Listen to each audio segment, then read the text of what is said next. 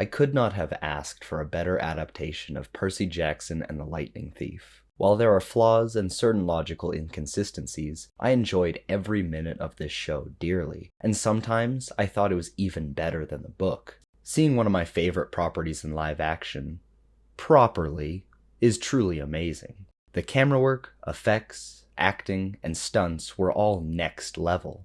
However, despite having the original writer, Rick Riordan, working on the show, they definitely could have gone further into staying true to the novel. This being filmed during the peak of COVID, it makes sense that a lot of this show was filmed with green screen and the volume. It isn't inherently bad to use that technology, but it creates a dissonance between Percy's quest and the real world. Maybe there just weren't enough crowd shots of bystanders and citizens. Despite a global pandemic making it difficult to film, this show lends itself extraordinarily well to serialized TV. Maybe it was the way that Rick Riordan originally wrote those chapter adventures, but Percy Jackson and the Olympians feels like it was always meant to be a show. By having a somewhat isolated adventure in every episode that creates an overarching plot throughout the season, the writing team was able to build up meaningful relationships between all of these characters. Could it have been released all at once? Maybe. I definitely would have appreciated that. Waiting for sometimes less than 30 minutes of screen time was a little anticlimactic every week, but then again, it didn't ruin the show or its pacing.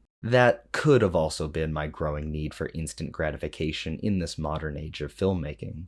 To create this show, they changed plenty of small things like character interactions. One change that I absolutely loved was Grover snitching on Percy in episode 1. Creating a divide between them was an inspired choice. And while it didn't affect their relationship for that long, little additions like that add infinitely more to the characters. Different spins on the novel's stories like Medusa and the Tunnel of Love were incredible adaptations as well. It dived further into the moral complexity of Greek myths, which is why those myths were created in the first place. With that being said, I still feel like they could have gone further with the Percy Jackson-ish monsters. The series started out strong by showing the Minotaur in tighty whities, so I was confident that the show would give us things like DOA records being the entrance to the underworld, but no, it's just the cloaked mythological figure Charon. It still worked, but it would have been more fun to see DOA records. And speaking of wishing they went further with something, while they dived into how terrible the gods can be, we still could have gone further with that. Obviously, we're going to be getting a bunch more of that if this show gets picked up for season 2 and onward, but it feels like we need to see more gods, not just interacting with the characters we know, but gods interacting with one another. That's much less of a concern to me, though. My real concern is how much they revered Poseidon. They did a great job of building up this deadbeat dad, but once we saw him, he's characterized in such high regard with so much wisdom. The writing and camera work were on point, and Toby Stephens does a phenomenal job at making the audience instantly care for this immortal being, but they're going to have to do a lot of complex drama later on, trying to balance Poseidon being a good father and still being one of the terrible gods. The gods are meant to be characterized as vindictive and petty, and they are for the most part. So is Poseidon the only god that isn't that way?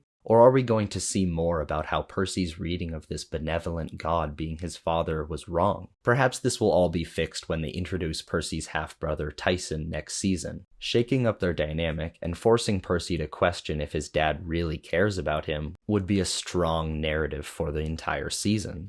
Before we wrap it up, I want to dive into one of the episodes. What could have been one of the most stressful watches of the entire season, the Lotus Casino episode, ended up being a little disappointing while still fun. There seemed to be a large focus on cameos, which I loved, but it seemed to be at the detriment of other important aspects in the episode.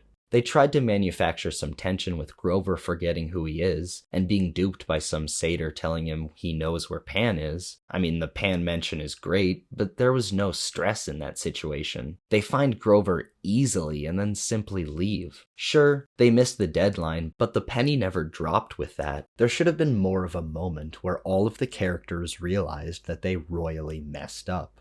So the drama, action, characters, and plot all work, but it definitely could have been better. I would be beyond shocked if Percy Jackson didn't get a season 2, and I know that the team behind it will internalize all of these constructive criticisms to make an even better show in the future, and frankly, I cannot wait to see that. Thanks for watching. Make sure to like, subscribe, and enjoy a delicious sandwich.